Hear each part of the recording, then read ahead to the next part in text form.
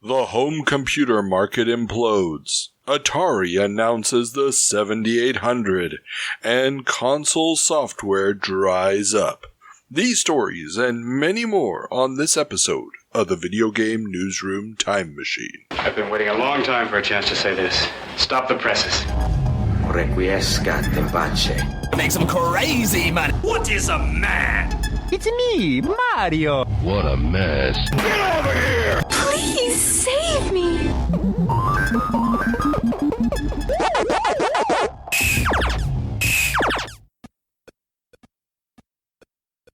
Welcome back to the Video Game Newsroom Time Machine, the show where we travel back in time to find out what was making headlines in the home computer and video game industries of yesteryear. I'm your host, Carl, and I'm joined again by everybody's favorite co-host, Alex. Happy to be here, Carl. Excellent. So, before we can turn on the time machine and head back 40 years to June of 1984, it's time for some obligatory podcast banter. So, you have returned victorious from your Dragon Con outing. Indeed I have. Yeah, I had a great time at Dragon Con, as I always do, and Jeffrey and I gave a panel, as we talked about on the show here before, that we were going to be giving, and it was very well received. Had a lot of questions at the end, a lot of enthusiastic kudos, and we've already been invited back for next year, so. Excellent. Did you make sure to tell everybody to start listening to, obviously, your podcast? And by that I mean this one. No, we had a yes, Carl. This was the main thing we were promoting. But no, we had our business cards there, which have a QR code that takes you directly to the podcast, and we had our stickers there. So yeah, we were taking care of that. Not a lot of listeners there, so hopefully we converted some. However, one of these listeners very graciously gifted Jeffrey a Diet Coke at the beginning of the presentation, because he knows what fuel the podcast runs on. For those who don't listen to They Create Worlds, and if you're really spending your time here and not listening to that, I'm sorry. Your priorities are wrong. Yeah, everybody should go and listen to that. So we're going to be getting the video version of your presentation at some point in the very near future, I take it? Absolutely. We did record it. Jeff just has to do a little editing to splice the slides in with the video. And we also recorded from two angles this time. Ooh. So he's going to get a little fancy with that, potentially, as long as it doesn't look too completely different from the two recordings. And that'll be posted as a Patreon exclusive for our patrons, just as our previous presentation was as well. And for those that are like an hour of Jeffrey and Alex talking about D&D and video games is nowhere near long enough, we can announce and will be announced in our next episode that's going live in a few days that we will be doing our annual big live stream on Saturday, October the 12th. Very cool. Where we do the expanded version of this whole D&D and video games thing. Excellent. And, of course, due to time zone differences, I will maybe very briefly jump in and say hi and then go back to bed. Yeah, I mean, it should be it'll be starting while you're still conscious. So yeah, you should come by and say hi. We never expect anyone to stay for the whole thing, though we always have a small number of crazy people that do. But yes, we're talking to you, Ethan. Indeed. But yeah, we're definitely looking forward to doing that in just a few weeks here. Awesome. Okay, well, with that being said, we do have a huge episode to get to tonight, so let's move on then immediately to our first segment. And, before that, remember everybody, send us your comments, give us a like on those apps or YouTube or whatever you're listening to this on. If you have any questions, send them to videogamenewsroomtimemachine@gmail.com or over any of the socials. Links are in the show notes. And also, if you're listening to this on YouTube, the Show notes usually get cut off because they're way longer than what YouTube allows. So there will be a link at the top to take you to the Patreon page where you'll be able to see all of the show notes for the episode. Okay, and what that also means is that we're using magazines dated June 1984 for all of our information. So yes, there's always some stuff that was a little bit before, a little bit after, blah, blah, blah. We've said it a million times. It's a conceit of the show. Please don't send me emails about that. But everything else is welcome. And that also means that we need to move on to our first segment, the 7 Minutes in Heaven, where our intrepid co-host must play a game that was reviewed in a magazine dated June of 1984 that they have never played before. And we had some big titles this month. Oh my goodness. We had Lords of Midnight. We had Saber Wolf. We had Seahorse Hide and Seek, which I actually was kind of hoping we might play. In the Chips. I had never even heard about this one. This is a economic simulator where you have to run a company that's in the computer business.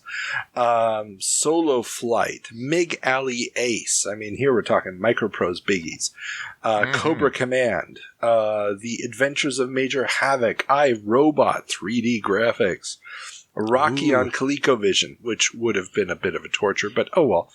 And, but you've gone with the absolute classic, the C64 game to cold kill. Classic. Yes, to beat all C64 games, Epyx's Summer Games. That's right. I have played some of the games series, but I was just a little too young for the original Summer Games. Plus, I never had a Commodore 64 nearby. Didn't have one. Didn't have friends who had them. So, of course, very well aware of Summer Games from a video game history standpoint, but never actually pressed those buttons to try to hit those timings. Oh, well, then you are in luck because, well, pressing the buttons is not how you do the timings in this game. Yeah, it's mostly the joystick. Awesome. It's almost all the joystick. But which timing do you need is the important part. So, are you ready to go for the gold? Let's do it. Fire up that John Williams anthem.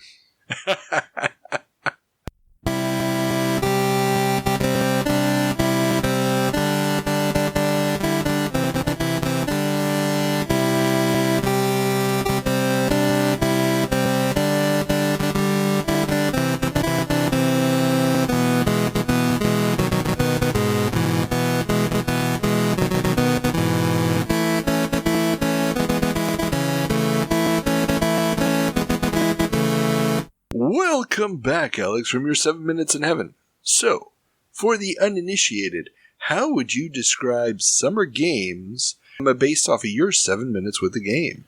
Well, Carl, it's a game about the Olympics, about the Summer Games. And it's about running through a series of events and mastering sets of timings for each of those events to do as well as you can and go for that gold.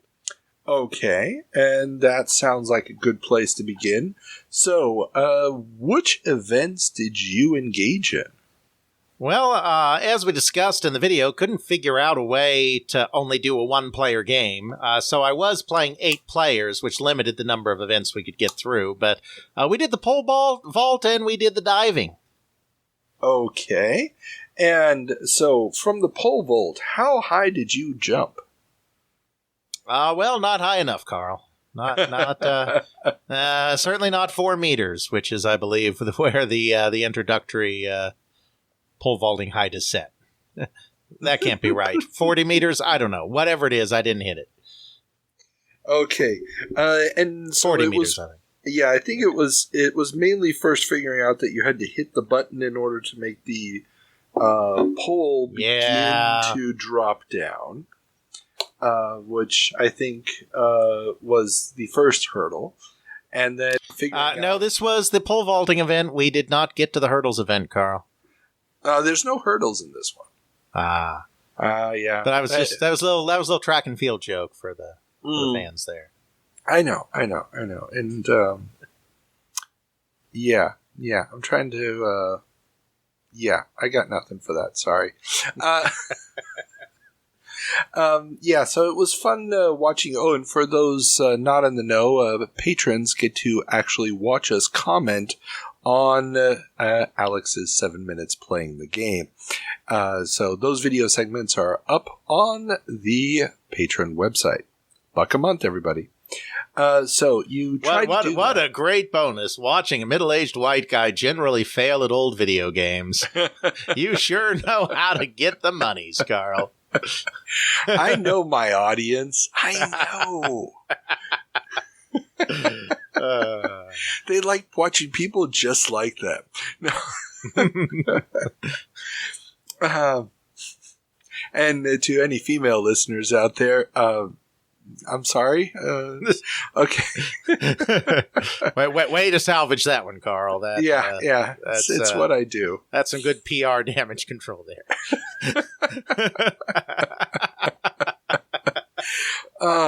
Okay, now it's just us laughing at our own jokes. Wow, this is just getting better and better by the minute. And you can pay for this. Okay, so yeah. We did that. Didn't quite work out, but did a little better on the diving. Figured out some of the timings on that before my time was up. Even got a perfect 10. Yeah, that's true. You did very, very well with the diving. I was impressed. So now the animation on this game is one of the things that people often talk about. Oh, yeah. How would you describe it?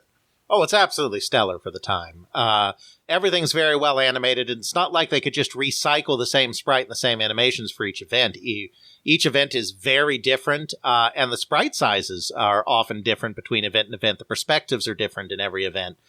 And it's a real testament to the fact that, historically this is very significant because it was one of the first American computer games that was developed by a team, a true team, with a division between art and animation and programming and all of these things. And it shows because there's a diverse array of content, and it's all of incredibly high quality for the time, for sure. Yeah, it really does just jump out. I mean, this was one of the very first games I ever had on my C64. Played it incessantly with my friends. And you can tell that different events were made by different people. I mean, even the stopwatches are completely different designs with different number fonts for no reason other than they were probably just simply designed by different people. No, that's exactly why. But you could have never done a game with this many different mini games back then to this level of quality. Without a team, and most games just weren't made that way back then. Exactly, yeah. It really is quite amazing. And yeah, it's just kind of weird that this game comes out the way that it does.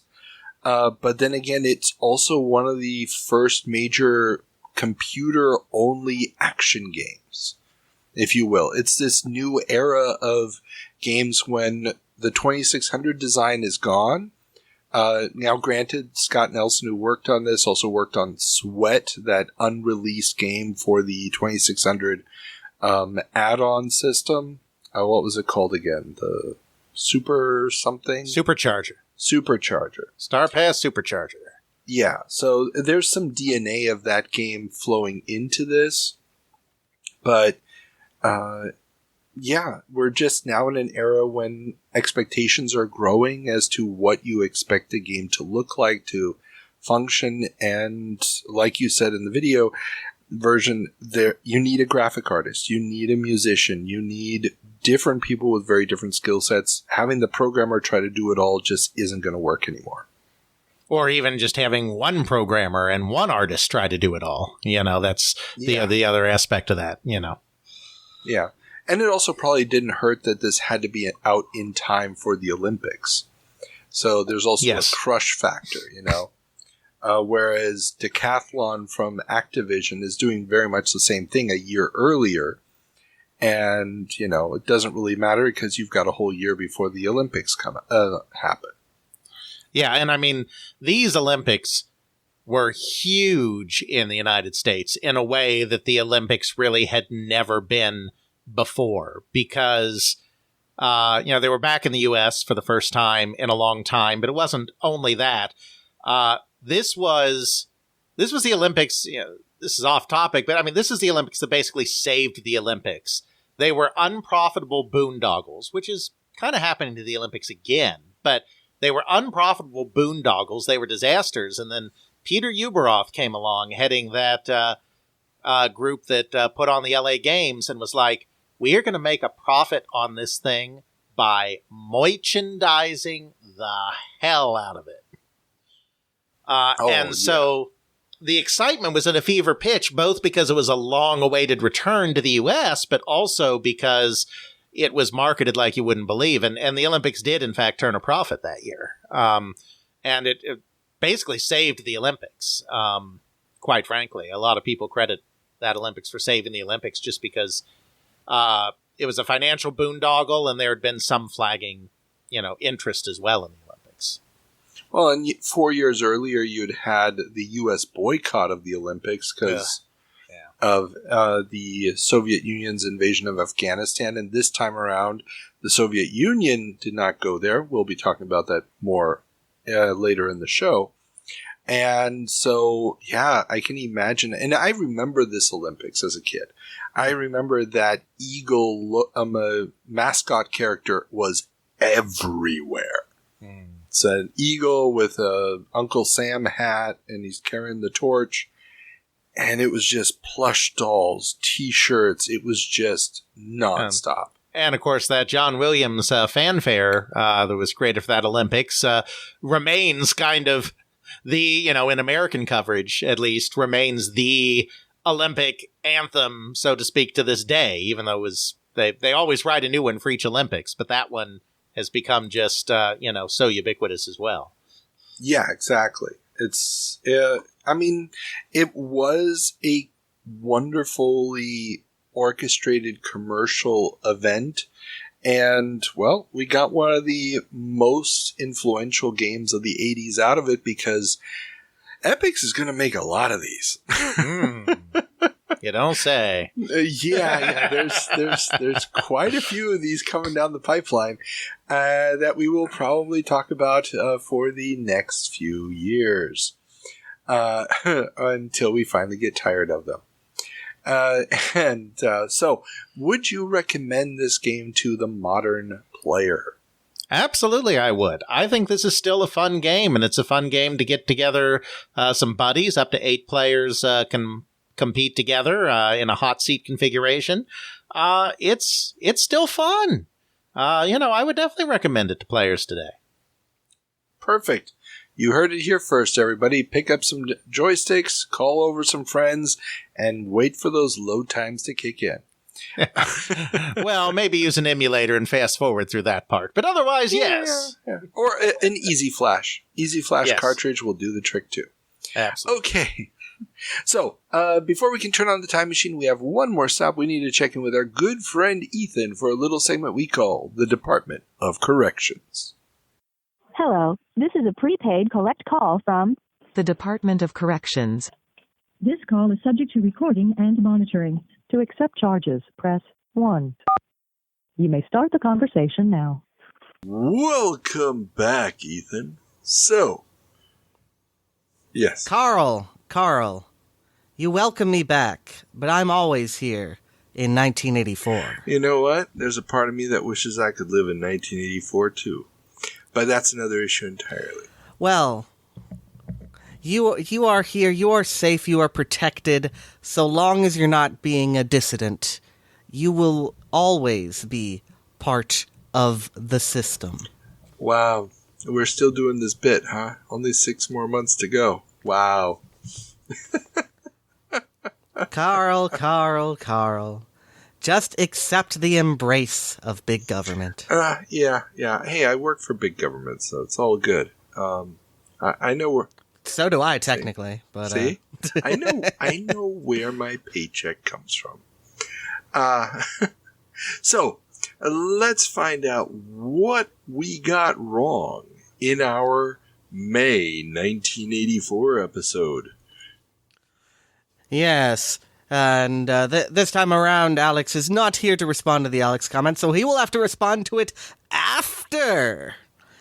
So I won't have to get into an argument with him here. But Alex went off on his thing about how he articulated it once on the podcast. It wasn't on They Create Worlds. It wasn't said like this in this episode. But the idea that arcade-style games were quote-unquote discredited on computers, and so people stopped playing them, and that's just plain not true, especially now that we have, the top sellers for the 1980s. About half of them are very much arcade games. In many cases, actual ports of arcade games like Karate Champ and Commando and, all the classic late 80s arcade games are on there. So the argument that people stopped playing arcade games on computers is just not true. Many of the major publishers stopped focusing on that, I think because the arcade companies themselves moved in, like Data East and Konami, but they didn't stop playing them. No, that is definitely true. Our arcade ports made up a huge chunk of the top sellers back in the day, just alone due to name recognition, at least on the European scene. I mean, U.S. software stores had a very different mix of titles, but than the Europeans. But they definitely did, because if you go to Alex's episode where he covers the Software Publishers Association list of games, the 100,000. Yeah. You will see in the 250,000 and the 500,000 charts many arcade ports. Oh, definitely. Especially because those were also ported to so many different systems, whereas you had a lot of games that were good sellers on one system but didn't really make it to other systems. That would have made a huge difference. Well, back then, everybody was porting to everything. Electronic Arts, Broderbund, Activision. So it's not that much of a disparity just because of the platforms. But regardless, I have said my piece, and so we shall move on to the full corrections for May 1984. Yes. Carl! Stand at attention, for you are under the eyes of your loving protectors. Oh, wow. I feel like I'm in iRobot or something now. So, went off on a thing about pinball. I don't exactly remember what it is. It is quite a while later since the episode aired, so, don't... Yeah, no, we talked about some case or other where they were still arguing over whether or not pinball should become legal. But one thing I like to note, and I noted this when I reviewed the Pinball Man Who Saved the Game movie, was that pinball started to, even before they started taking away these bans, there was a legitimization of pinball through the early 1970s. Just out of nowhere, if you go looking at newspapers, people are starting to, the newspapers start covering pinball. It's a new thing. Even, video games aren't even on the scene yet. There's just lots of articles about how pinball has become a teenage thing. And it's not just because there was a hit song about it. Yeah, no, I can totally see how that would come about. I mean, let's face it, they always liked it. It's just suddenly, I guess, why would it suddenly surge back when it didn't do so in the season? Yeah, that's something I haven't done research enough to be able to explain to you, because it's not like there was a big fundamental technology shift or anything like that, but it just, it probably has something to do with the aesthetic of pinball and, kind of coinciding with the end of the 60s kind of thing, because they definitely made, they took advantage of kind of the crossover of interests at a lot of the big companies. Yeah, that's a subject to look into. For the future. Then Carl lamented not having the Coleco annual reports, and I have now linked him. The Coleco annual reports. Yes, I have begun to peruse them, but I have not gone in depth yet. And it is through them we unlike a lot of the other companies that are very skittish about giving numbers of the things that they sold. Coleco actually said how many ColecoVisions they sold in them. It was only 2 million overall over the 3 years, but at least we know. And knowing is half the battle.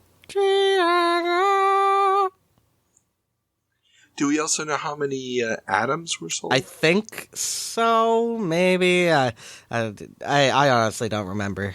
It vanishes from my memory, just as the atom vanished from everybody else's memory. Good point. Then it is Imagic, not iMagic, because iMagic is a different company that also exists. Ah, okay. Which one's iMagic? That was the company founded or co-founded by friend of the show, Wild Bill Steely. You're right. Yeah. Okay, you're right. I completely forgot that was the name of the company you founded afterwards. Yes. Okay.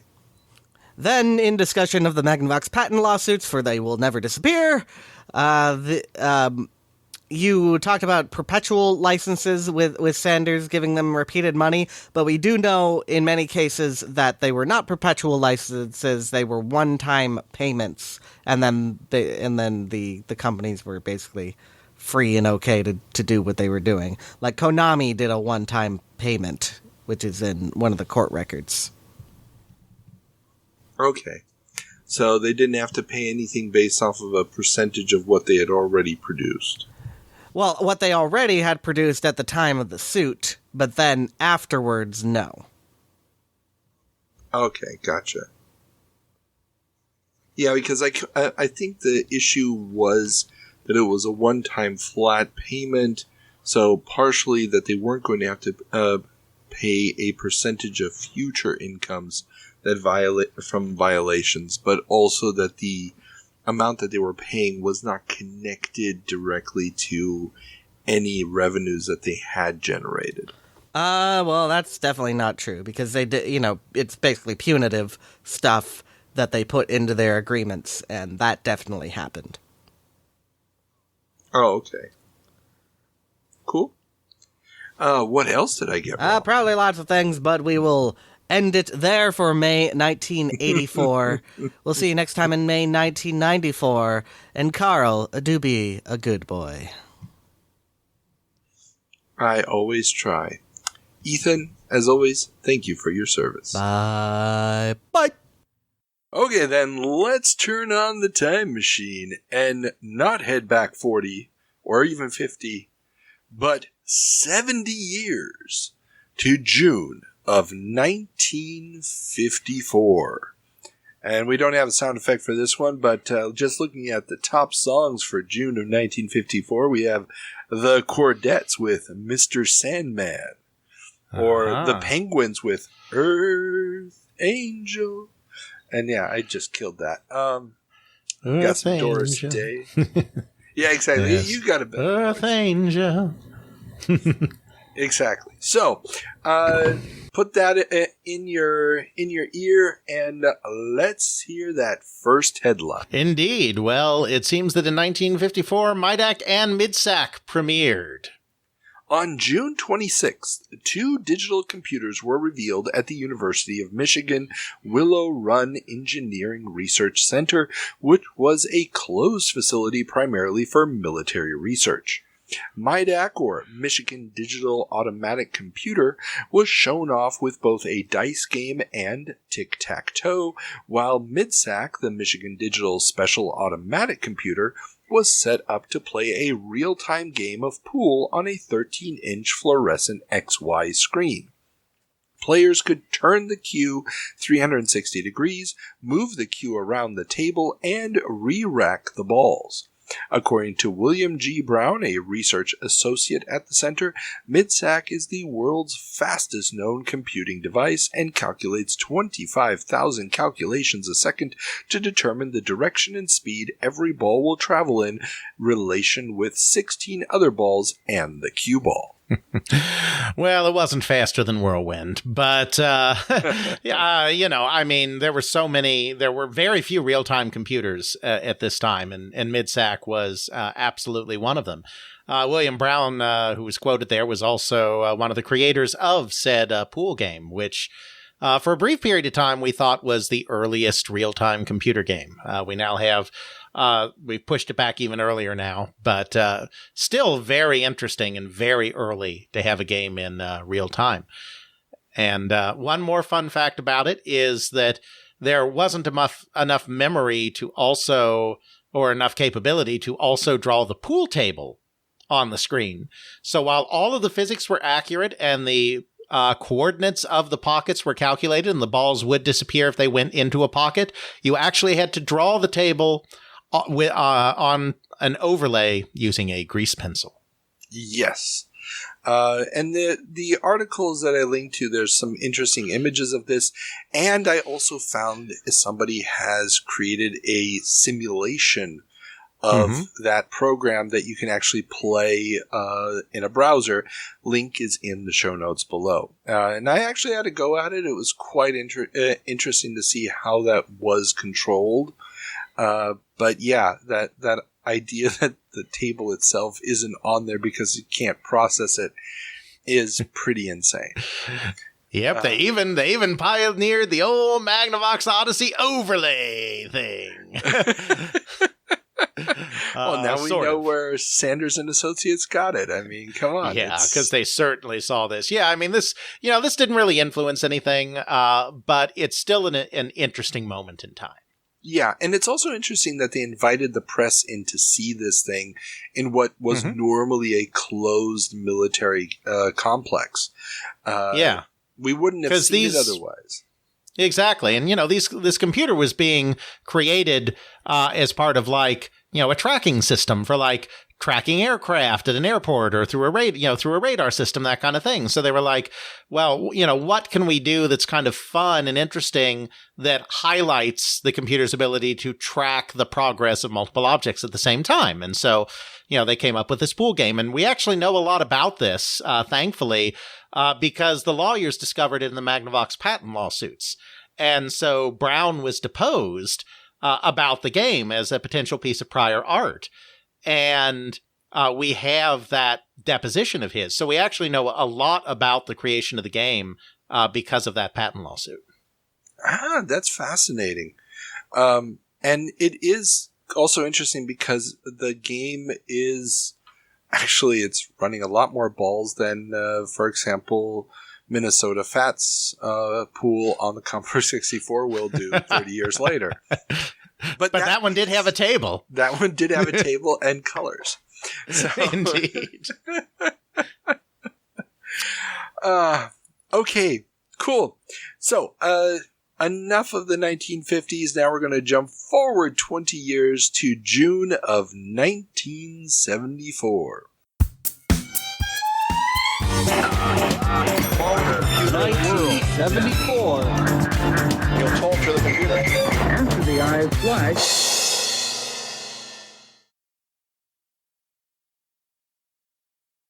Welcome to June of 1974. Alex, what's our first headline? Well, it's less of a headline and more of a question, Carl. Is Pong gambling? The legacy of anti-pinball legislation from the 1930s and 1940s continues as many jurisdictions in the USA still haven't decided if the new video games are truly games of skill or games of chance. In Gadsden, Alabama, Circuit Judge George Murphy has ruled that they are in fact games of skill after playing one in a bowling alley and losing 11-1. Oh, it's the original 7 Minutes in Heaven. Middle-aged white guy fails badly at video game. Quite literally, there's a picture of a middle-aged white guy playing this game. That's exactly what this is. But, this question of, is it a game of skill or is it a game of chance, that has to be litigated is kind of insane, but it's still, I guess, you got to put a coin in to play, and so we've got to do this whole legal charade thing. Well, I mean, it's the old stigma, right? Because there have been real examples in history. I mean, the mafia influence on coin-op is overblown on the whole, but there are absolutely instances in history where a shiny new game from the coin-op people was merely a new way to circumvent gambling laws. So, I understand why the question's being asked, and I don't think anyone took this very far. I mean, I think it was clear to these people, like this judge, once they played the game, that it's like, okay, this is truly a skill contest. But they're used to the whole idea of the wolf in sheep's clothing here in arcades, and are very sensitive to gambling because of that legacy. Oh, definitely. And so Pong is off the hook. Yes, but Pong is also yesterday's news, Carl, in 1974, as Grand Track 10 cracks 1,000. Atari has reported that their racing game Grand Track 10 has now shipped over 1,000 units, with 500 more distributor orders pending. And if the stories can be believed, they are losing money on every single one of them. Oh, really? Yes, the story goes that because of the bureaucracy of the company at this point, because they're bringing in these executives from other companies, that everything has become so compartmentalized and locked down that they were inadvertently, no one really knew what it cost. And they were inadvertently selling them for $100 less than it cost to build them. Wow. That would hurt. It's one of these things I wish I could track down definitively. It's one of these stories that you think may be too good to be true. It appears in very early sources, including, I believe, a certain source that we're going to talk about later in this episode. I think that story's in there. But it never comes from a direct quote from anything. It never comes directly from a document. The one time that I've been able to get someone to confirm the story is I did interview Joe Keenan. And without me prompting him, without me leading him, Joe Keenan did repeat that story as fact. But whether he remembers it from the time or his memory's just been tainted by all of the sources that have repeated this story since is hard to say.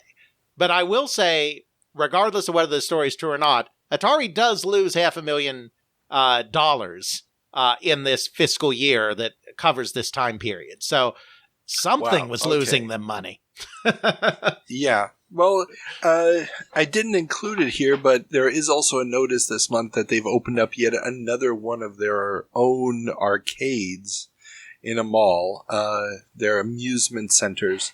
So maybe it's that, but not to the tune of $500,000. There was also the international expansion, which was, draining them as well. But yeah, so I mean, it's a story that I think is probably true.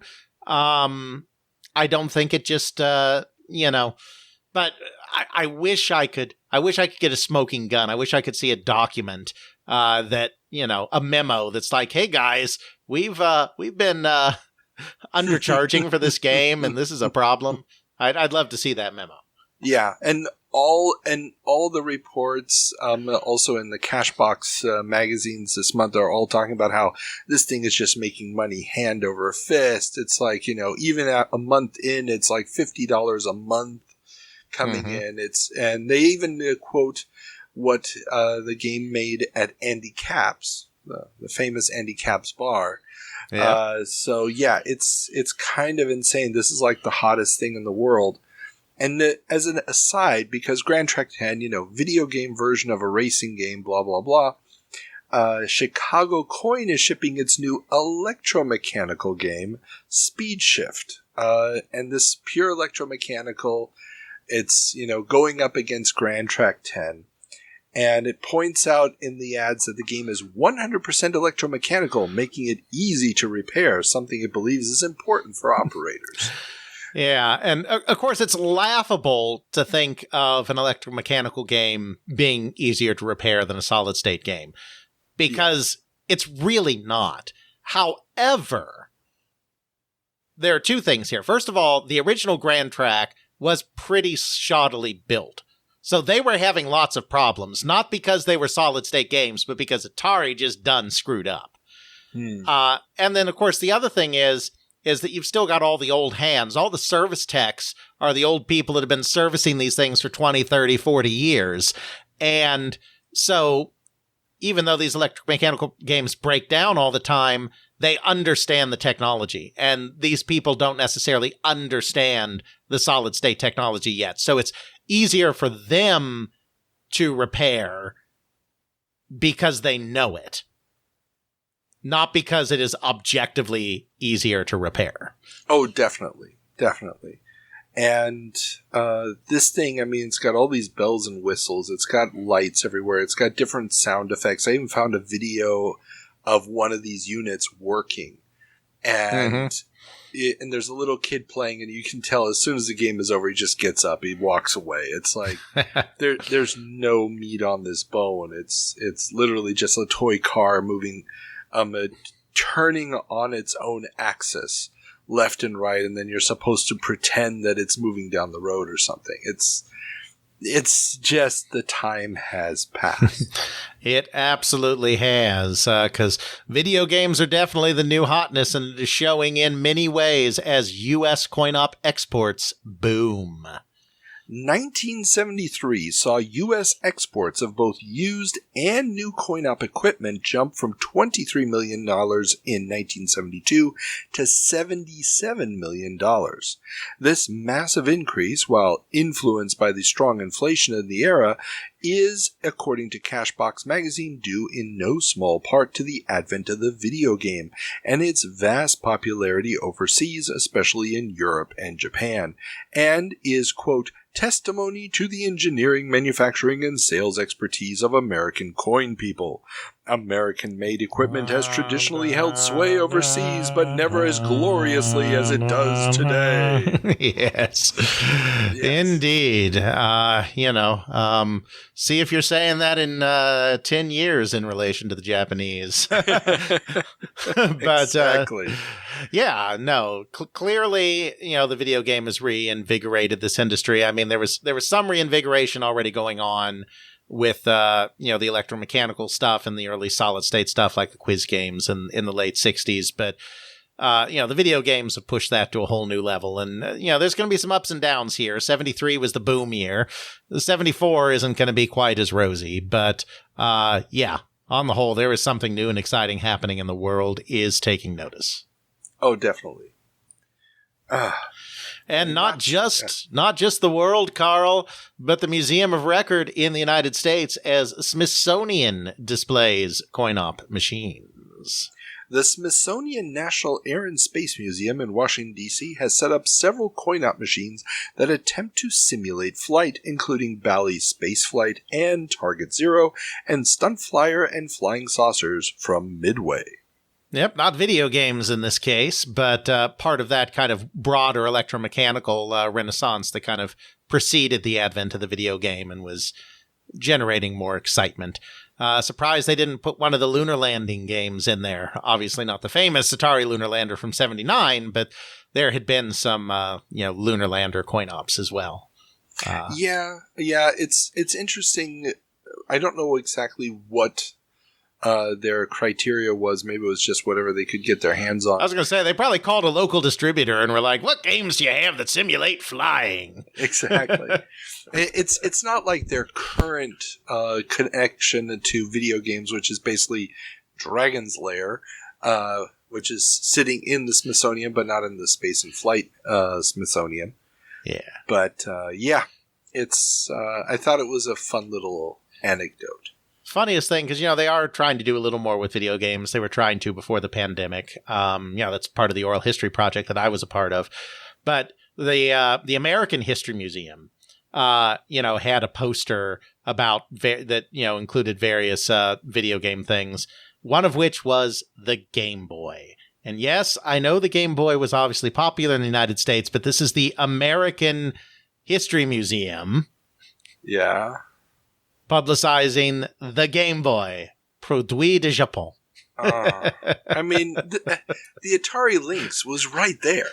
Well, I mean, it was. Not sure that's quite where I was taking this little anecdote, but okay. It shipped with the packing game California Games. Mm-hmm. It's right there. Oh, sorry. Yes. Okay. Yes, indeed. Oh, well. Enough of this 1974 stuff. You guys are here because the title of this episode was June of 84. So let's turn on the time machine, head forward another 10 years, and so back 40 years to June of 1984. Worldwide electronic violence. 1984. The company collapsed. An awful lot of product that was inferior. Welcome to June of 1984. Alex, what's our first headline? Well, Carl, it's a biggie. Home computer boom busts. The predicted boom in home computer sales following the bombastic sales recorded in 1983 has failed to materialize in 1984. Analysts are cutting their estimates from between 20 to 50% as demand for sub-$1,000 computers is dropping. Infocorp has said that their previous prediction of 4.6 million home computers shipping in 1984 in the USA has dropped to just 2.2 million. The question of what to do with the machines remains open, and only now, according to friend of the show and head of Epic's Michael Katz, quote, now we have the responsibility to build in the usefulness and appeal. People are starting to work on that, but they only started recently, end quote. An Atari senior vice president told reporters at the CES, the Consumer Electronics Show, that, quote, everyone was persuaded that all we had to do was provide the computer and that consumers knew what they would do with them. Clearly, that wasn't the case. There is only so far you can go with intimidation, with telling the public that if you don't buy your kid a computer, he'll grow up to be an idiot, end quote.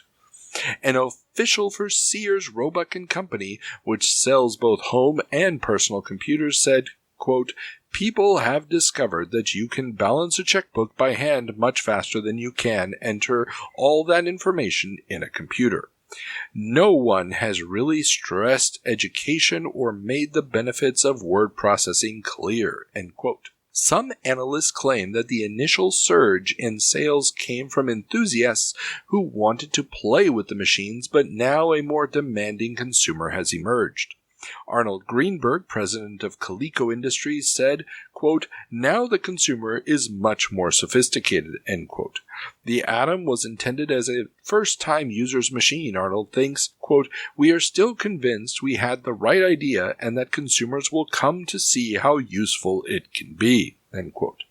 When asked about his company's misfortunes in the computer arena, he said that the mistakes made, quote, were of execution, not conception, end quote. The only company still turning a profit is Commodore, whose C64 is now selling for $200, which is pulling ahead in available software, making it harder and harder for a competitor to catch up. But given its recent management turnover, with almost all senior staff leaving in the last few months, John Kiefer, a senior analyst at Infocorp, said he has a, quote, wait-and-see attitude, end quote, about the company. Apple is making subtle headway as a starter Apple II system can now be purchased for as little as $700 instead of the long-held $1,500 to $2,000. The drop of 20 to 30% in sales of machines priced under $1,000 is real, though, and the future for the U.S. market remains unclear.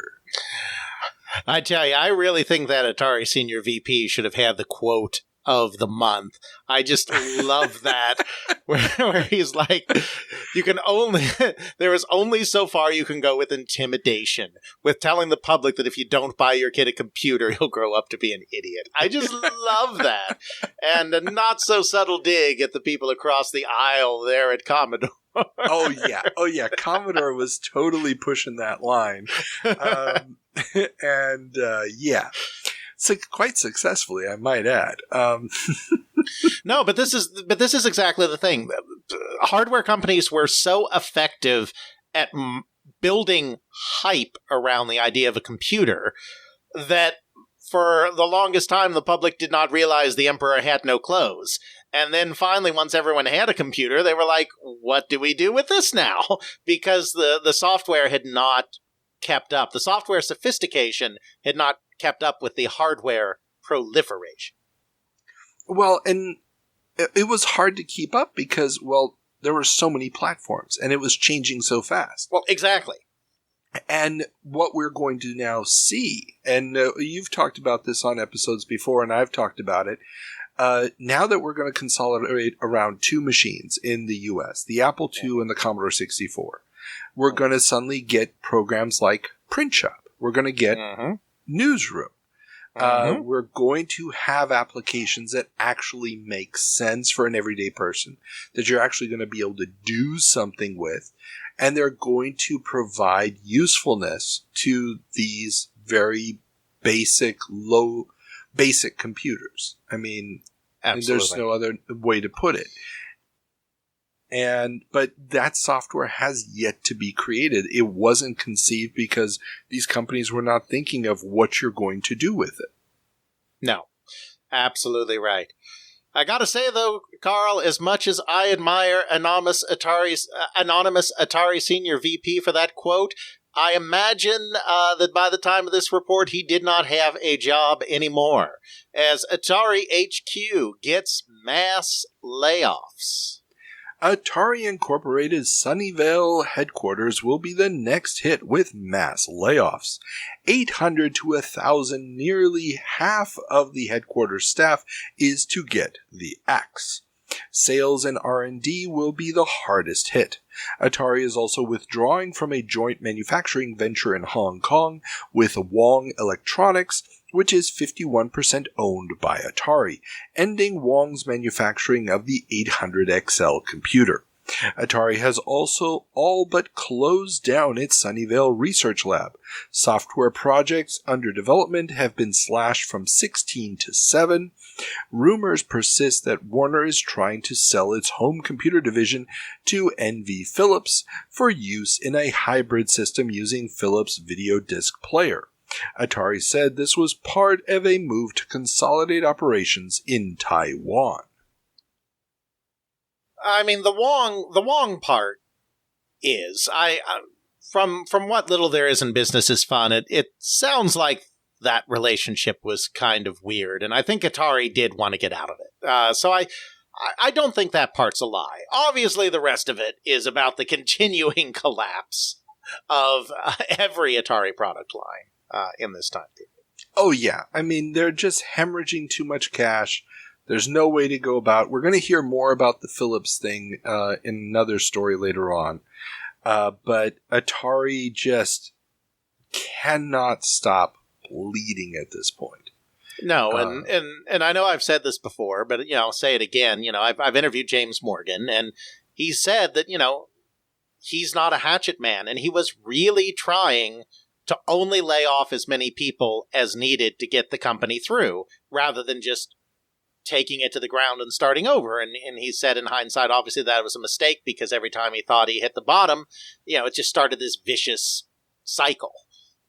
which, he certainly concurs was not good for anybody. No. It's the attempt to get away from the home computers and just go straight back to consoles, as we will see is coming as soon as we get to our CES news. But yeah, it's a bloodbath. And this news story, and here I'm trying to do some of this in as chronological an order as possible, the news stories today, because so much is happening so quickly. This is in the New York Times on June 1st. So this is how we start the month off. Hooray! I should just also clarify, we're talking about this boom, this bust, a series of bust stories here. This is the United States. We're going to get to Europe in a little bit. Absolutely. But yeah, not everything is rosy for Atari's competitors either, as Commodore raises prices.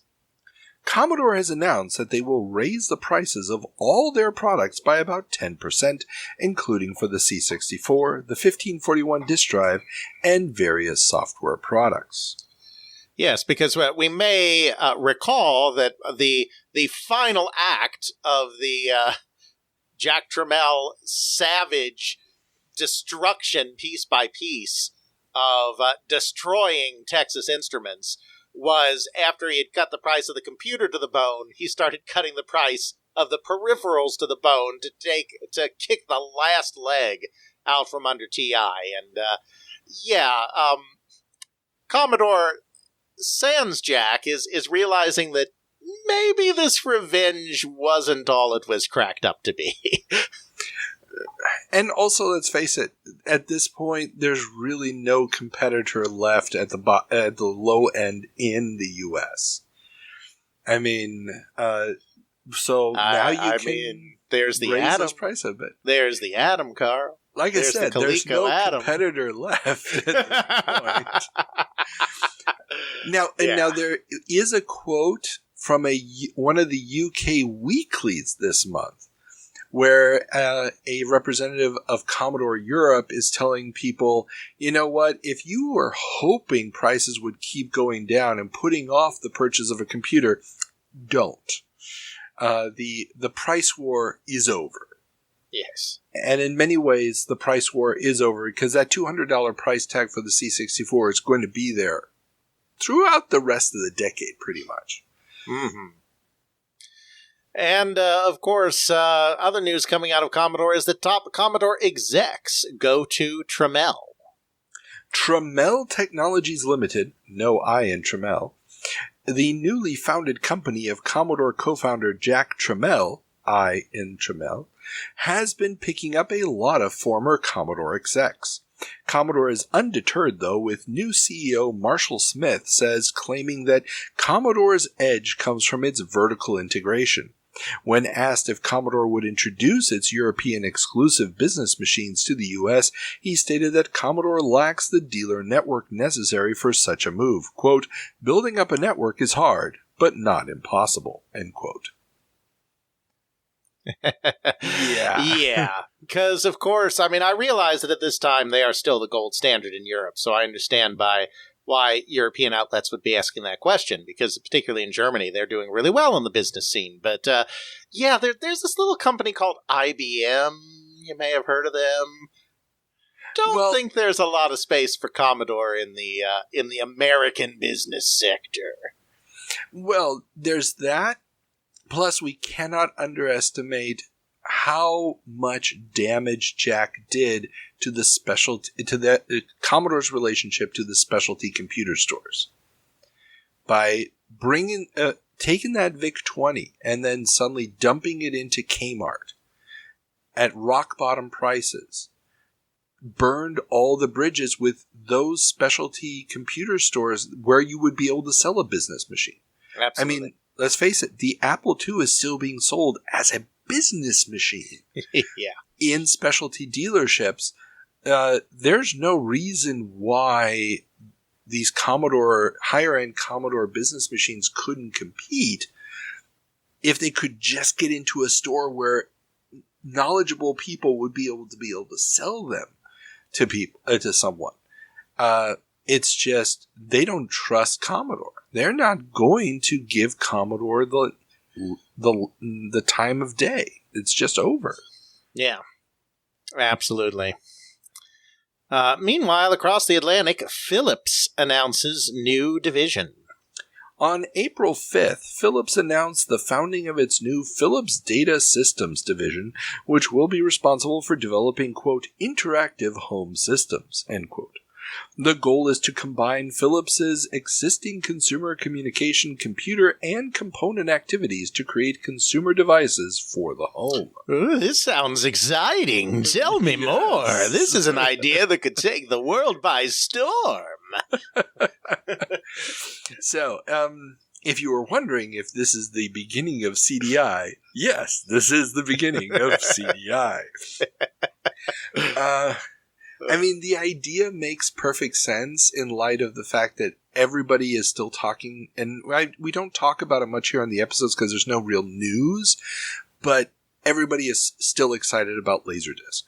The Japanese are showing off MSX computers connected to Laserdisc players. There's still this thought that is going to be the next thing. If you can get some form of Laserdisc or CD or whatever connected to a computer, this could revolutionize the way that you have entertainment in the home, just as, and let's not forget at this point in time, the mass adoption of VCRs is just taking off. Mm-hmm. In 1984 is the year that my family for the first time rents a VCR for the night with a couple of tapes and watches movies at home. It's going to be another 2 years before we buy one, but this idea is coming. And so Philips seems like their head is in the right place. It's going to end in the wrong place, but it is an interesting idea. Absolutely. Yeah. Meanwhile, it looks like there's actually some good news coming for our good Atom friends as Coleco returns to profitability. Despite $400 million in unshipped order backlogs, including $300 million from its Cabbage Patch Kids branded product, Coleco has reported profits of $4.4 million for the quarter ended March 31st. This comes after considerable losses the previous year due to the failure of its Atom computer that did not ship early enough and was plagued by reliability issues.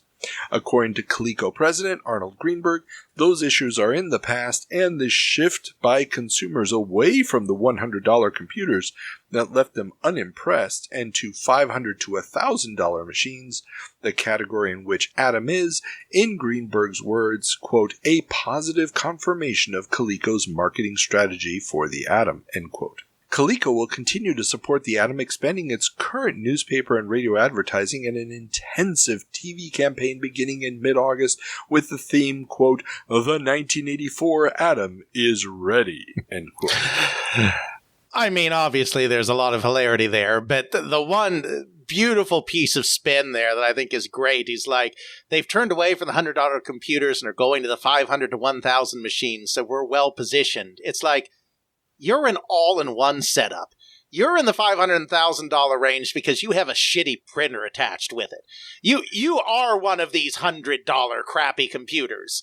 You just have more stuff thrown in the box, which it's not comparable to an Apple II or a low-end IBM PC. Yeah.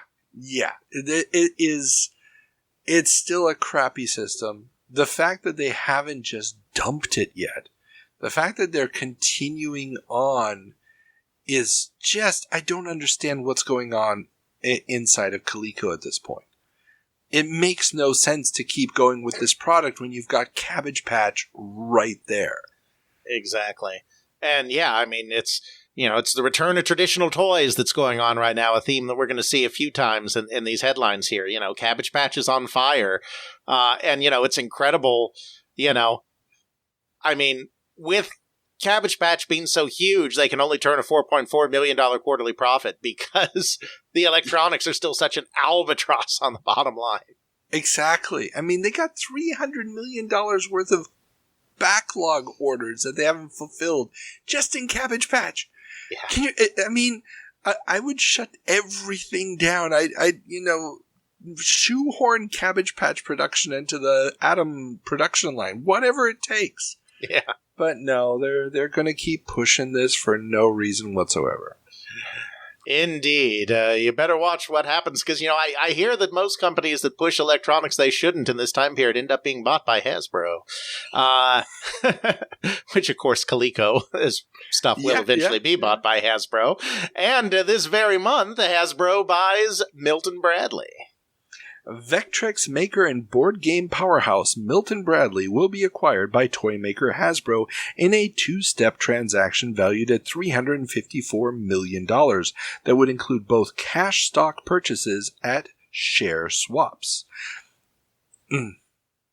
Cash stock purchases and share swaps. Yeah, and share swaps. The new company is expected to rival market leader Mattel in size. Hasbro also has an option to buy Milton Bradley's Playskool unit for an additional $75 million. We've said it before, so we don't really have to belabor the point, but Hasbro was the lucky company that was in bad financial shape in the late 70s and early 80s and couldn't get into video games, and therefore doesn't have this albatross around their neck. And then as traditional toys come back, they're ready to go with their relaunch of G.I. Joe as a 3 3/4-inch line, followed up very quickly by Transformers. And so they are killing it in traditional toys and now have cash at the time when all the companies that dabbled in video games are falling apart. And they may take advantage of this over the next decade, Carl. They just might. Yeah, they're in a wonderful position. The toy magazines this month, the big headline is, everything is robots. Everybody wants robots. Every toy has to be a robot. And there's a bunch of different toy lines. GoBots, apparently, you can't keep them on the shelves. The moment they come in, they are completely sold out. And Transformers is about to hit. It has not shipped yet. But, you're already seeing pictures of Optimus Prime show up everywhere. Yeah. If you liked GoBots, wait till you get a load of this. Let me introduce you to the concept of kibble. Sorry. I'm still a GoBots kid. What can I say? Yeah. But yeah, this is going to be huge. And they are so right in the thick of it. They've got the money to do this. It's absolutely kind of scary. But some of those other companies are turning it around a little bit. We already talked about Coleco going back to profitability, and it also turns out that Mattel gets financial boost. Toy maker Mattel approved a financial restructuring plan that includes a plan for the investment of $231 million in equity capital and a new senior debt by an investment group. The plan also calls for investors, including their banks, to provide a $225 million unsecured revolving credit line. This comes, of course, after having sold most of its non-toy subsidiaries, including the Ice Follies, Ringling Brothers and Barnum & Bailey Circus, the Circus World Amusement Park, a publishing business, and its biggest albatross, its electronics business. Mattel's latest quarter, ending on April 28th, showed net income of $16.9 million compared to a loss the previous year of $20.4 million. Yeah, I don't know this for sure, but I assume this is the period when Michael Milliken invests. Kalinske loves that quote about, Milliken saying Barbie can't go bankrupt. If this is that investment, he was a big behind-the-scenes player in making this all happen. Oh, yeah, no, I read through a couple of different articles trying to explain the finances here. Yeah, this just feels dirty on so many levels. Just the way they're structuring the debt and, this could be converted into that. And, certain ones of these debentures will be convertible into voting stock and others. It's a freaking There mess. is nothing shady, sir, about Michael Milliken, who was pardoned by our previous president for any alleged wrongdoing. So I don't see how you can sully that name. Yeah, no. Yes, I can. I can. And I can. Indeed. Yeah. But, Anyway. I mean, they needed the cash. They're going to be back on top. And He-Man is still selling great because cartoons. So, why not? Indeed. But if you're only in the electronics business, it's not such a rosy time, as General Instrument revenue 66% down. Component maker General Instrument has reported that their revenue for fiscal 1984 was down to just $36 million, and nearly two-thirds drop compared to the $102 million from the previous year. According to company chairman Frank Hickey, the drop is due to, quote, persistent operating problems in our microelectronics and cable TV businesses, end quote.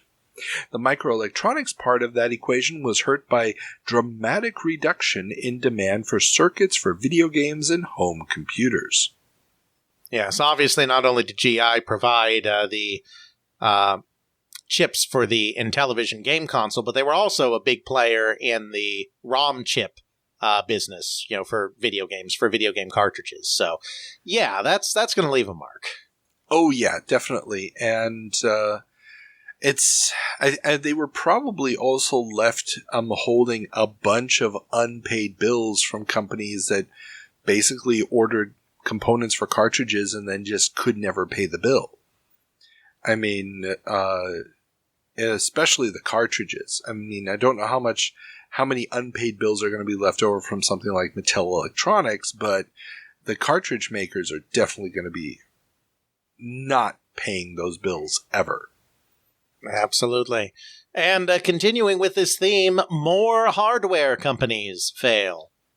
Franklin Computer Corporation, makers of Apple II clones, and Victor Technology, maker of the Sirius computer, have both recently filed for bankruptcy. This, while others such as Zenith Data Systems slashed the price of the Z100 PC compatible by 22%, Micropro laid off 130 employees, and AT&T has announced the entry into the PC clone market, the 8086-powered 6300 desktop. But this is fine, says Coleco. The Atom is still ready to go in 1984. This is just fine. Yeah, this shakeout right now is just huge. I mean, Franklin is suffering from the fact that they're getting sued into oblivion by Apple. Yes. And the idea of the Apple II clone, it doesn't matter anymore. It's all about PC clones. And so anybody who doesn't have a 100% MS-DOS PC compatible is not going to survive.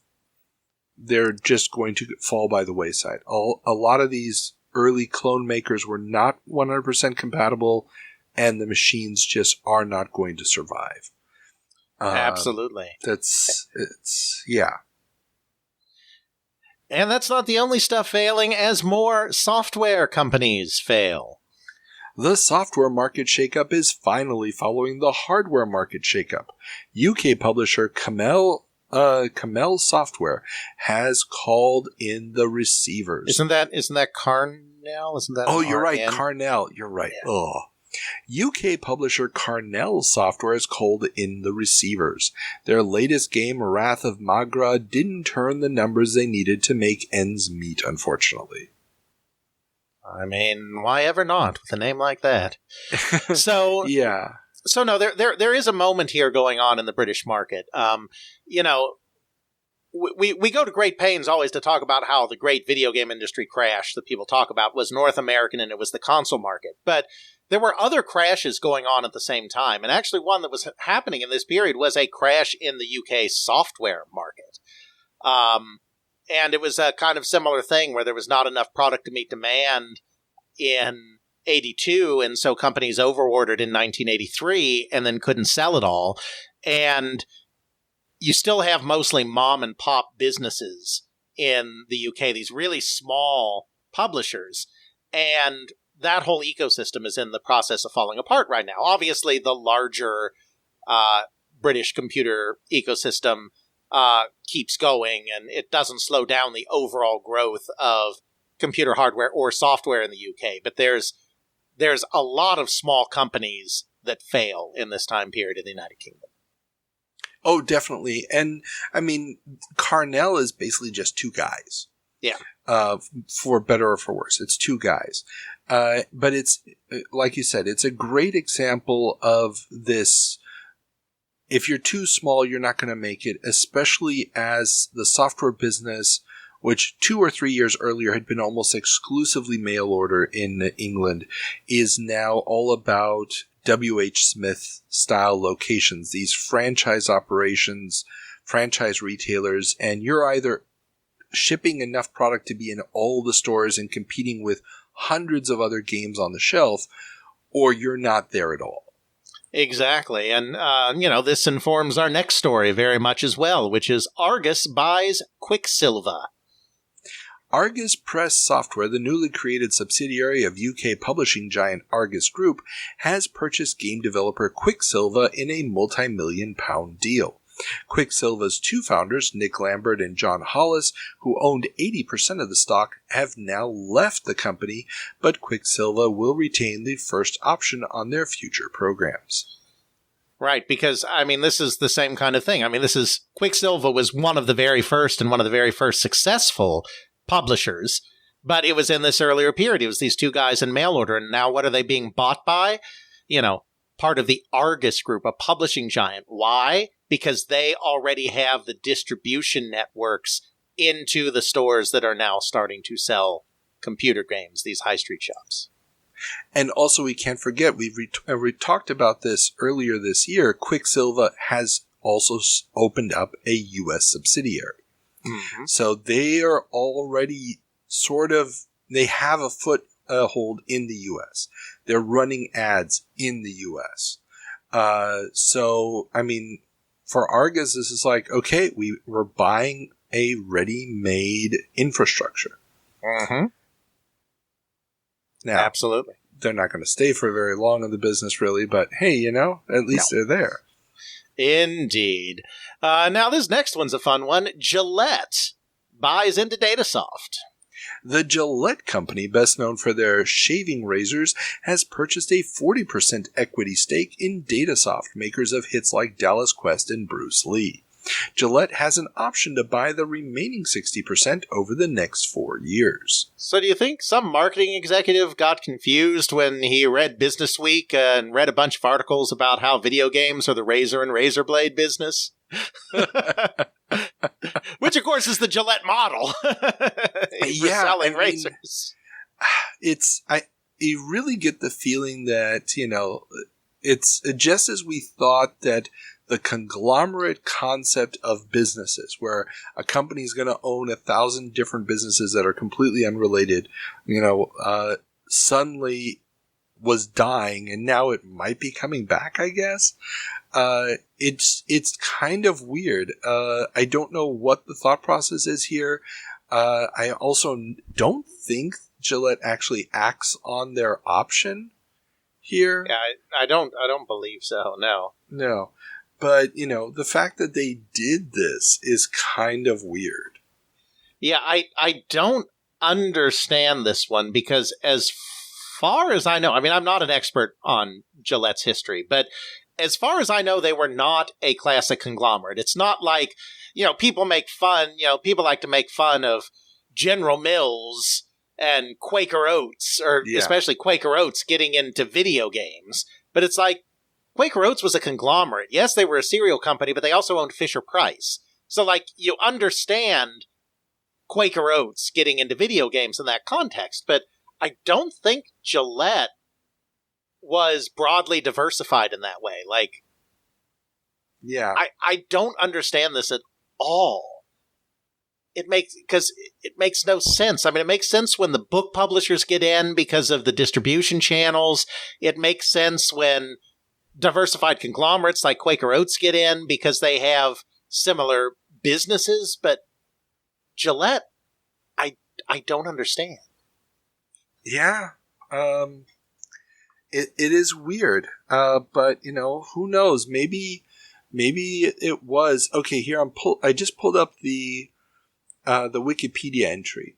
Acquisitions and takeover attempts. In 1984, Gillette agreed to acquire Oral-B Laboratories from dental care company Cooper Laboratories for $188.5 million in cash. Yeah, but again, that makes sense because it's all about, stuff you do in the bathroom products. Yeah. I mean, that's logical. Yeah, that's right. And then they had a deal with Revlon. But yeah, it don't see why invest suddenly in a computer game company. Yeah. But unless, and I am being facetious, but unless somebody took that, the video games are razors and razor blade business thing too literally. Yeah. I mean, who knows? It really makes no sense, but somebody in the company probably thought, why not? And it probably didn't cost them anything, really. Yeah, I mean, probably. It's just, you can usually make some sense of it. I mean, even if you're like, oh my God, that's a terrible mistake, you can at least usually see why a company was lured into it. This just makes no sense to me at all. But, more power to them, I guess. Exactly. It'll help. I mean, Datasoft says, this is the kind of capital injection they need to be able to keep growing, especially with their strategy of grabbing licenses. I mean, the next year they're going to do Goonies and Zorro. So. Yeah, I mean, from the Datasoft side, it makes sense because it is getting harder and harder for the smaller publishers to stand out in the new retail world. So I understand it from their perspective. Indeed, our very next story is smaller publishers find strength in numbers. As the computer software industry begins to get more professional, smaller publishers are finding it harder and harder to get their wares onto store shelves. 3 companies, Mind Games Inc., HAL Labs, and Software Entertainment Company, have joined forces to form the Software Consortium to consolidate a lot of the marketing infrastructure necessary to get their games in front of consumers. Yeah, again, it's a... No, I haven't, and I assume they vanish very quickly. But I mean, it is retail starting to grow up. There are actual, real distribution middlemen now, and Electronic Arts, even though they are not quite having success with it yet, have been doing this whole we're going to do our own distribution thing, and it's gotten to the point where you need to have a broad range of products to get on store shelves, and SoftCell isn't going to bother with Mind Games Incorporated. Yeah. Now, Mind Games and the HAL Labs are basically just, small operations with a handful of games and they disappear. Software Entertainment Company is a company that within the next 12 months will rename itself to Dynamics. Oh, yeah. Okay. So their contribution to the new Software Consortium library is Stellar 7. I couldn't find any packaging where the Software Consortium name was on there, but yeah, this is Damon Sly and Jeff Tennell. Yes. And they're about to rebrand, and that's when they'll make the decision to stop trying to distribute themselves and publish themselves and just become a developer for for publishers. Absolutely. So that's why I thought this was a very interesting little jumping off point or in between phase where we see just how the market is changing, how different developers are trying to figure out, well, how do I navigate this? And these 3 companies coming together being like, well, maybe we can do it together, and then very, very quickly disbanding again is, the realities of it. Delightful. Well, have no fears, Carl, because it doesn't matter what the environment's like. It doesn't matter how things are changing. It doesn't matter that big guys are muscling out the little guys. Marketing will save us. Most computer makers see marketing as their savior during this shakeout period in the home and personal computer industries.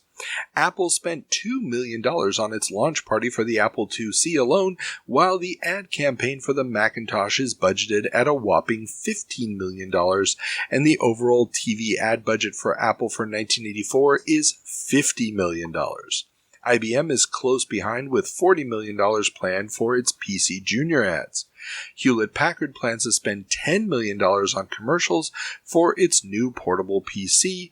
Atari chairman James Morgan doesn't want to be left behind when he said, quote, "We are going to change the face of Silicon Valley by introducing the concept of marketing," end quote. According to Atari president John Ferrand, quote, "In the U.S., it costs at least $5 million to launch a new consumer product," end quote. For this reason, Atari plans a fall ad campaign around the slogan, quote, "Kids just want to have fun," end quote, to help revitalize the brand.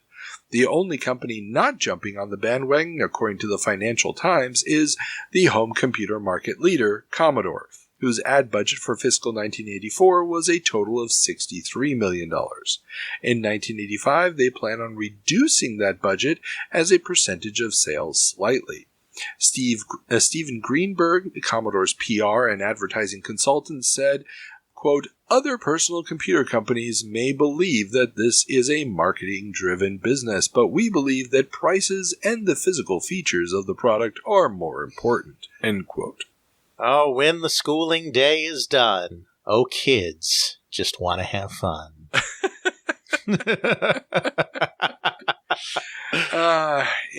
Yeah. What a strange statement from James Morgan. Introducing marketing. Change the face of Silicon Valley by introducing the concept of marketing? I mean, I realize he did a very, very good job of selling cigarettes to people who really didn't need them in their lives, but like, yeah, Atari was Ray Kassar, whatever else you can say about the man, dude was a marketer. And Apple has been doing marketing like there's no tomorrow for a while. It's not like this is a new concept. But, you know, hey, all more power to him. But yeah, this massive increase in the ad spend is, you know, it's just throwing good money after bad, especially given the fact that just make a PC compatible and call it a day. Indeed. Turning our attention now, because of course this is June, which means it is June CES time, and so we have several stories coming out of that space, starting with the biggest one from a video game perspective. Atari announces 7800. Atari doesn't believe video games are dead. For all that's worth. The Atari 7800 was announced. The new console can generate up to 256 colors, have resolutions of up to 320 pixels wide, and can have over 100 objects on screen at once.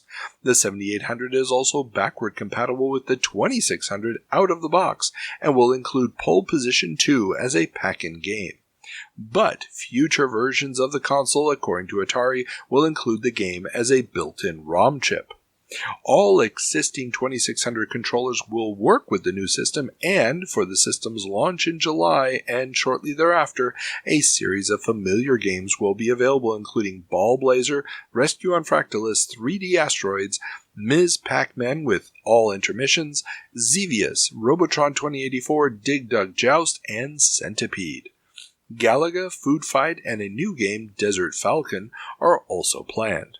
Before the end of the year, a computer keyboard add-on will be made available to convert the system into a low-end home computer, despite the system only having 4K of RAM, and a high-score cartridge that will allow hardcore players to store their scores for up to 65 different games.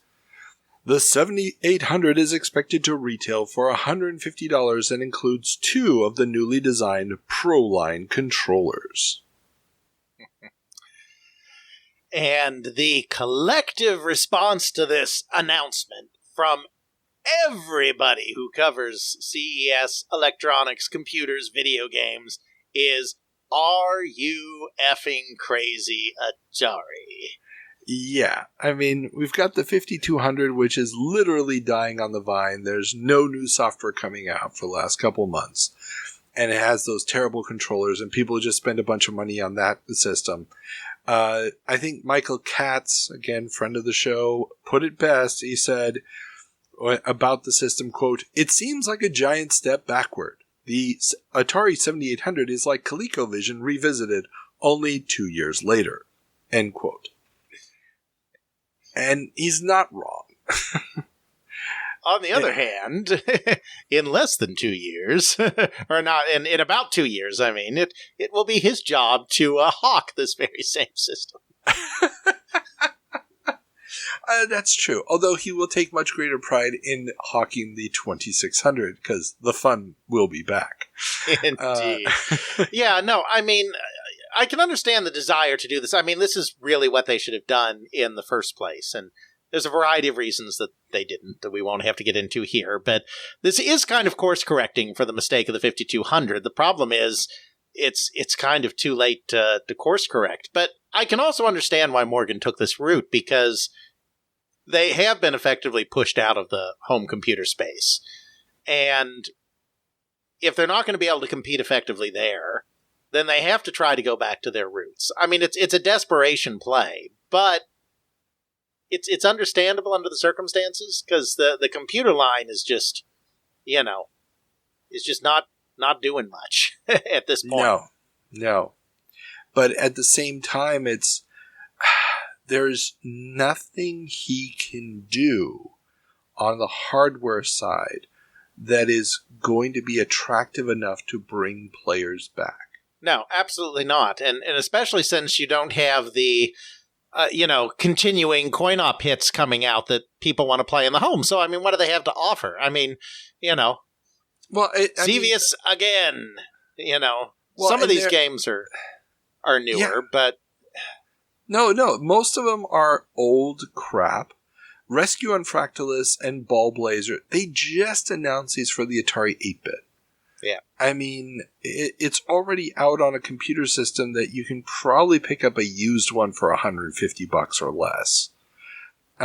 And yeah, they look spectacular. They're super advanced games for the time, but there's no name recognition. You're going to have to do a ton of marketing to be able to get people excited about it, which is not going to happen.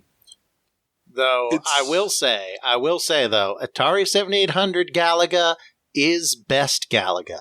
Get yourself a trackball controller, and I played a lot of 7800 Galaga back in the day at my aunt and uncle's house.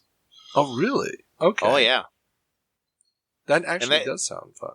Yeah, and they had the trackball. I had the NES Galaga too, and did not like it near as much. The graphics were better, but the gameplay was nothing compared to, oh my gosh, that's good stuff. Get that trackball on there, and you have yourself a party. Well, see, everybody, you heard it here first. Because it's going to be a few more years before we can actually talk about this. Spoiler alert, the 7800 will not launch, and as expected, Christmas of 84. And speaking of Atari things that will not launch, Atari introduces MindLink at CES. Atari made a splash at the Chicago CES with its MindLink no-hands controller, the device that replaces a traditional joystick with a headband which detects small movements of the brow and eyes and transmits them back to the game console via infrared beams, said Philip C. Restiano, I think is how I'm supposed to pronounce that, Senior VP of Atari Products Corporation. Quote, "This is possibly the most exciting development since the birth of the industry," end quote. The device is expected to retail for $79. Yeah. But these controllers, people try these every few years, throughout this period. I mean, it's like, I blame all the stupid self-help programs and other mental nonsense and biorhythms and all this stuff coming out of the 70s. People wanted psychic abilities, and so it's the mind link. It reads your mind about what you want to do, as long as you jerk your eyebrow up really, really hard. I mean, it's just terrible. Yeah, I don't know what they were thinking, but then again, this could have been a good justification for killing the R&D department. Oh, Lord. Now, in a slightly related note, Atari also announced a bunch of educational software, including programs to teach first aid and astronomy. There's Peekaboo was supposed to be the first game for toddlers, and the Future Makers series of games. This is Ground Control, Through the Star Bridge, another educational line called the Milestone series, including Home Health Library and Find It. And, of course, none of these products will be released. I'm sure. I can see the marketing meeting now. It's like, kids don't want our product anymore. Teenagers don't want our product anymore. Adults don't want our product anymore. But have we ever tried marketing it to 2-year-olds? Because that's what every parent wants, to put their 2-year-old in front of the TV. I mean,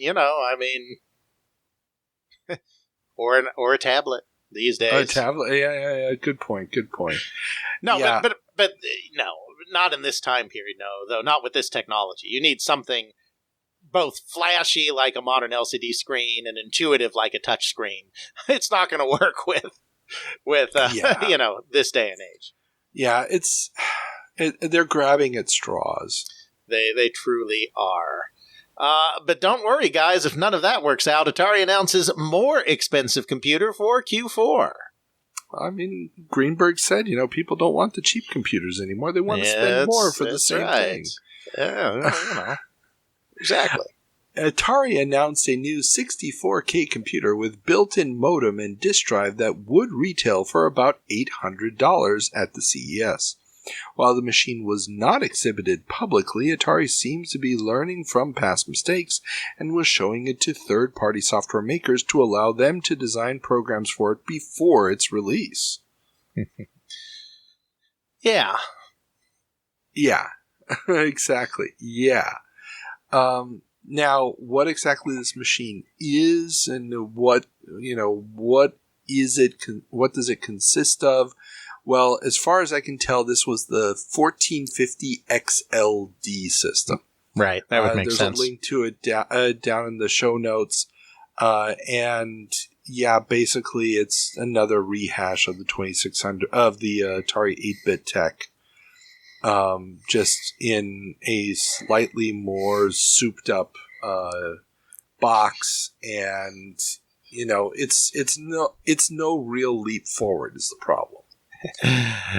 And speaking of rehashing old tech with no great leap forward, Commodore unveils Plus 4. After the disastrous reveal of the 264 at the Winter CES, which left the technology media wondering why Commodore would make a new series of machines that was not compatible with either the C64 nor IBM's PC, Commodore has reworked the package and introduced it as the Plus 4. The under $300 computer will include application software which Commodore admits isn't as good as Lotus 123, but is intended for those that don't want to pay as much. As much. A 16K version of the system is also planned. That sounds delightful. It's a piece of crap, but at least you don't pay as much money for it. That's basically the marketing message right there.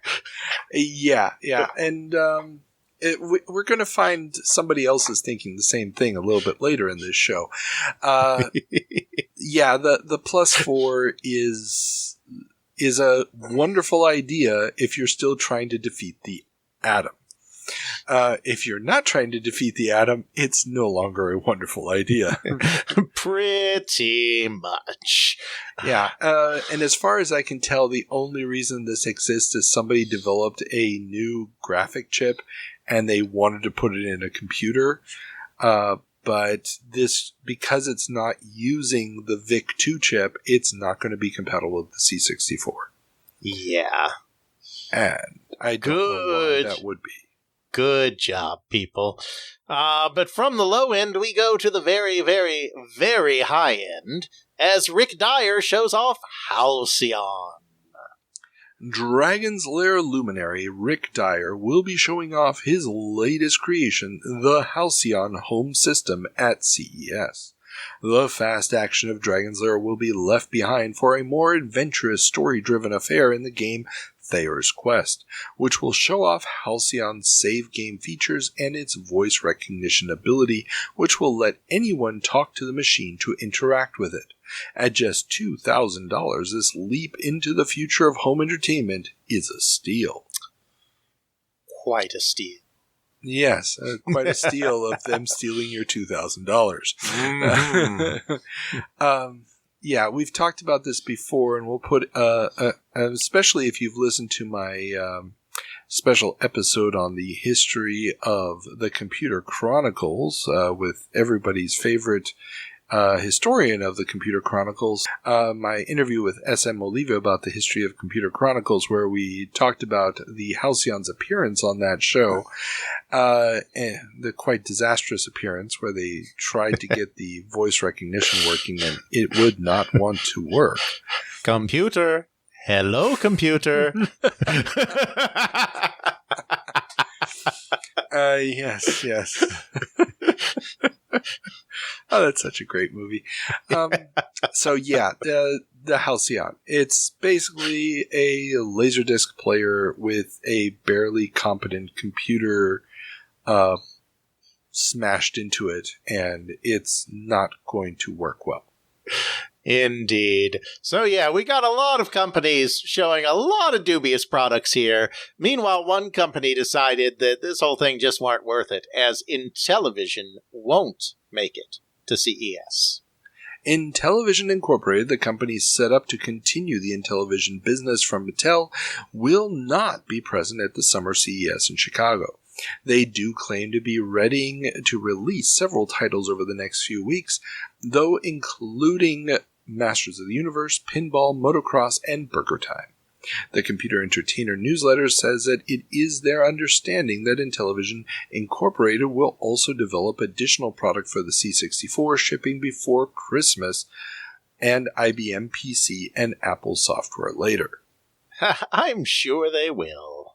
I'm sure they will. Yeah, no, that's not going to happen. Indeed. They will ship stuff later on, but not this. Not for those other platforms. But while the hardware market is looking quite simply strange, computer games galore shown at CES. While video games may be all but dead, computer game software was out in force at CES. UK Weekly Popular Computing Weekly has a rundown of the more notable titles in their estimation. They poo-pooed Rescue on Fractalus and Ball Blazer, though. So, some highlights were that the Electronic Arts booth was huge with Roman pillars, which seemed very impressive, but upon closer inspection, the writer, David Kelly, says that they were just as disorganized as UK publishers, just without the benefit of venture capital. Infocom was also quite unimpressive, but one point of interest is the announcement that all of their games will soon be available on Apple's Macintosh. Sierra announced a partnership with Disney for educational titles and wowed audiences with King's Quest. Broderbund showed Karateka, some top-notch material, but their product was mostly just for Apple II. Parker Brothers showed off their revamped 007 game in Montezuma's Revenge. Activision was porting 12 VCS games to the C64. First Star showed off Spy vs. Spy, and Epic showed off the spectacular-looking Summer Games. Hey! Yeah. I recognize that one. Exactly. I mean, we're talking some absolutely landmark titles showing up at the CES. I mean, Karateka, King's Quest, Montezuma's Revenge. If you're a jump and run fan of that era, that's a huge title. Mm-hmm. Spy vs. Spy. Oh my god. Oh, Spy vs. Spy. So many good times with Spy vs. Spy. But yeah, and it is interesting to see all of this happening. Obviously, also the Disney license going to Sierra is also going to be a big one. Mm-hmm. And if anybody remembers my my Infocom history interviews, with, oh my God, I'm terrible with the name. Michael Dornbrook. Thank you. Yes, my interviews with Michael Dornbrook, where we talked about his encounters with Apple staff concerning the fact that Infocom will become, by volume, the largest software publisher for the Macintosh. This announcement that they're bringing all of their games to the Mac all at once is quite funny. Especially because the Mac still has virtually no software. Yeah. But hey, when you've got a virtual machine like Infocom does, you might as well put it on every computer on the planet. Exactly. Yeah. And Activision's ports of games to the C64, we talked about this last month already. The Pitfall port was poo-pooed by most of the magazines as like, yeah, why are you doing this? Yeah. These were games that looked okay on the 2600, but why on a C64? So yeah, this is not going to help their cause. But yeah, so video games are dead, computer games are here, and there's some amazingly groundbreaking stuff happening. Absolutely. And then digital audio is coming to floppies. Yeah, this one I had to throw in here because it's just so weird. U.S. tech company CompuSonic has announced at CES that they have developed a new system for storing digital audio on floppy disks. 45 minutes worth of digital sound will be storable on a single 5.25-inch disc formatted at 3.3 megabytes. Players are expected to cost $1,000 and will have both an interface to connect to an IBM PC for audio editing purposes and a modem interface for the digital download of music over existing telephone lines. Now, obviously this technology is never going to work. It's going to take them like 4 years to finally reduce it down to like 10 seconds of barely intelligible audio on a single floppy disk. But just alone the idea that they're selling here of we're going to digitize the audio, it's going to be downloadable, we're going to build in the telecommunication, and we already saw that with Atari's idea of a machine with a built-in modem. There's this idea in the air of the telecommunications, the computer technology. We can digitize stuff. Philips thinking about interactive home appliance, bringing everything together. There's this feeling in the air that something along these lines, all of it's going to come together in this one machine. It's obviously 20 years too early, but it's just kind of cool. Indeed. Yeah, so. All right, that wraps up our CES announcements. Moving on then to just a little bit of coin-op news. Konami goes to Europe. Japanese coin-op maker Konami has opened its second major foreign branch in the UK following its 1982 move into the US market. Konami currently does 30% of its overseas business in Europe and wants to expand that to 40% in the future. The immediate plans are for the branch to limit itself to coin-op machines, but an expansion into home computer software could be in its future. Yeah, and this is speculation on my part. You know, there are several European companies, or several Japanese companies that open European offices right in this time period. Sega's another one. And I have to wonder if this is a reaction to the continuing fears about the domestic market in Japan after the increased regulation by the government of game centers, and a feeling that they need to take more control of their destiny in overseas markets to offset problems at home. I don't know if that's true, but I do have to wonder. Yeah, I can definitely imagine that being an issue. Also, by having a presence in those countries, and I mean, you can see it on some of the product that will come out, or at least the influence of the American subsidiaries on development of product. You're going to be able to make product that's more attuned to these markets if you're not getting third-hand feedback about the product from distributors and the like. I mean, if you're there, you might be able to say, oh, wait, you know, this game if we change this, that, and the other, it's going to be a much different experience. And we also shouldn't forget that around this time, the NES, the Famicom, is beginning to really pick up steam in Japan. We haven't talked about it in a couple of months because there haven't been any stories in any sources that I can read.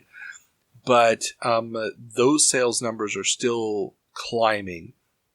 And I can imagine that they want to be in, especially on this home market, be it home computers, be it home consoles. There's something going on there. And let's face it, there's 1 million unlicensed ports of their games on systems like the ZX Spectrum and the Commodore 64 being sold in stores for money. Why not do this? I mean, Konami is going to sign a deal with Ocean relatively quickly. We're going to get things like their port of track and field, known, I believe, as Hypersports, and games like Green Beret are going to come out via Ocean as well under the Imagine label, and so on and so forth. I mean, there's going to be at least a little bit of money coming out of all that. I can't imagine they wanted that to simply disappear. Absolutely. Meanwhile, a bold claim here, animatronics may save small coin-op venues. Replay Magazine has an interesting article this month about the trend by smaller amusement venues adopting animatronic characters to attract audiences. Some are going for just a single character or a small group, while others are leasing the machines and having them switched out every 3 months by the manufacturer, in this case, Sally Animation out of Jacksonville, Florida. The most interesting part of this, for me at least, was that the prices for such characters are listed. A single character will cost around $25,000, and a lease will cost about $1,000 a month. Pretty crazy, but as we talked about in our toy coverage just a little earlier, like, it's all robots all the time right now. Like, it is. That's the craze. And we can also shouldn't forget that the Pizza Time theaters and the Chuck E. Cheese's of this world have made this stuff popular enough. Oh, sure. That, everybody wants to get in on it. And if you can't afford one of these big franchise operations, or even worse, if they've closed the Chuck E. Cheese near you, why not, throw one of these robots in for $1,000 a month? If it increases the number of birthday parties, and they've got quotes, testimonials, if you will, from different operators. And one of them was like, since we put this in, birthday parties have more than doubled. And birthday parties is where you make the money in these venues. I mean, that's, lots of kids, constant churn. That's where you want it to be. Now, I've contacted Sally Animation. No longer is called Sally Animation. It's still called Sally something or other. And I've contacted them, and their longtime president has agreed to an interview. So hopefully in the coming months, I'll have an interview with him. They mostly do dark rides nowadays, but that evolution of the business will be a fascinating story. So I'm really looking forward to that. Likewise. And we'll hopefully have that up in the next few months. Awesome. Yeah. And I should also give a side note here. Warner Leisure Company, a subsidiary of Warner Communications, has also opened their 6th Gadgets restaurant, this time in New York. The chain is an upscale dining experience featuring a variety of mechanical amusements on the walls, a robot lounge singer, and a bar. There is also a prototype Looney Tunes stage show in their New Jersey mall location. Warner Leisure hopes to open an additional 14 stores by year's end and limited franchising to maintain quality. Now, have you ever heard of the Gadgets? I've never heard of Gadgets, no. Me neither, and I started looking into it. There's a couple of websites that have stuff on this, and this was basically Chuck E. Cheese for adults. Yeah. With proper bar and everything. Yeah, and they did this for several years. I mean, Gadgets was running already at this point, but it just shows, what they're doing, and the fact that it's Warner doing it Right. But it's not an arcade. It's just, the animatronics, restaurant, and goofy stuff happening on the walls. Indeed. Pretty crazy. That wraps up our brief coin-op news. Now we'll turn to console news, or rather the lack thereof, as console game releases dry up. The Computer Entertainer newsletter's video game update section starts off this month with an apology of sorts to readers that they only have one game review in the console section of the newsletter, as that is all they have received from publishers. And that's all you need to know about the console business in 1984. Exactly. I mean, we talked about this a couple months ago, how the newsletter used to be called the Video Game Update with Computer Entertainer, and now it's Computer Entertainer with Video Game Update, and there's virtually no video games to update. And this comes as more and more console game makers such as Activision, Parker Brothers, and Atari are announcing home computer ports of their games and new titles that will be exclusive to home computers. Yeah. I mean, there were a lot of, despite the industry falling apart, there were a lot of new releases in 1983 because people were still convinced that, okay, maybe there's a problem, but the best games, the biggest licenses are still going to sell. Well, 1983 proved that that was not the case, as most of those games, even the good ones, fell flat on their faces. And so, now people are just abandoning en masse. Oh yeah, I mean, and we've talked extensively about the numbers and how much inventory is still in the system. You'd be insane to spend the money on cartridges at this point. Just absolutely crazy. So that's it. Consoles, I'm sorry, but at least in North America, you're dead. Indeed. Well then, turning our attention to computer news, where things are not quite as dire as in the console space, as UK computer sales boom. The first quarter of 1984 saw microcomputer sales almost double compared to the previous year, from 114,000 to 200,000. This means that more than 10% of all British homes now have a computer, and the UK leads the world in computer acceptance. Yeah, I mean, it's remarkable. Obviously, this is per capita, population-wise, the UK is so much smaller than the United States that the number of people involved isn't the same. But it truly is staggering how the UK thoroughly and utterly embraced the computer in the early 1980s in a way that no other nation did. And they're going to keep doing it all the way through the 90s because they are not going to jump on that console bandwagon for a variety of reasons. Now, granted, this 10% number is probably overblown. There's a lot of people who had a ZX 80 or 81 that are now upgrading to a Speccy. And so I don't think that they're actually doing any kind of estimation of, how many new computer purchases are replacement purchases. Absolutely. But, it's still, the numbers for the population are just astonishing. Now, these numbers are also picking up elsewhere, but, England, it's been promoted by the government. The BBC is there. And we talked before about the idea of, bullying people into thinking your kid's going to fail otherwise. Well, Britain, with its closed, mines and closed shipyards and industry collapsing, this is the golden ring, man. You gotta go for it. And let's face it, Jack Tramel and Steve Jobs may be good at bullying people from time to time, but they ain't got nothing on the Iron Lady. Well, and it's not only that, but it's literally the bedroom to millionaire thing. We just talked about the Quicksilver purchase. The two founders are now millionaires. Yeah. After 3 years. It's insane. Well, yeah, I mean, and, there was just such an embrace of computers for young people. I mean, that's the thing. And I'm sure part of that was because they didn't have the mature console market. And a huge part of it was the government promotion of computing and the idea that you were going to be left behind in Margaret Thatcher's New Britain if you did not have these skills. But I think it's both together because, of course, in the U.S., all of those children were fobbed off on VCSs and televisions instead of computers. And then they did try to get this home computer thing going, and then everyone realized there was no point to them at the moment.